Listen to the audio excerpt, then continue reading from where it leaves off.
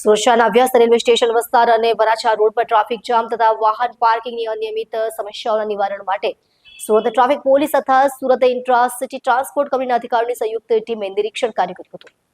આ નિરીક્ષણ દરમિયાન traffic police commissioner Shri Raghavendra Vats તથા એસઆઈટી સીઓના અધિકારીઓ ઉપસ્થિત રહ્યા હતા। તેમણે રેલવે સ્ટેશનની બહારનો રસ્તો, auto rickshaw stand, bus stop તથા યાત્રીઓના અવરજવરમાં પડતી ટ્રાફિક સમસ્યાઓનું સ્થળ નિરીક્ષણ કર્યું હતું।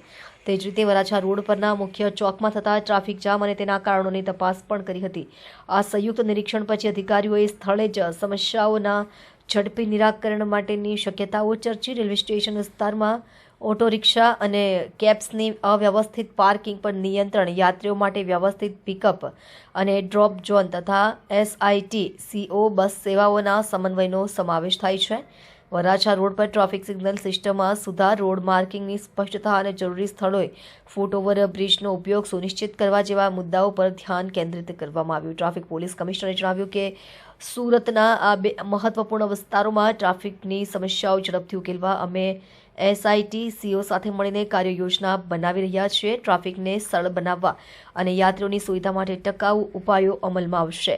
એસઆઈટી સીઓના અધિકારીઓએ પણ આ સંયુક્ત પહેલની સરાહના કરી અને ટ્રાફિક વ્યવસ્થા સુધારવામાં સંસ્થાના સહયોગની ખાતરી આપી।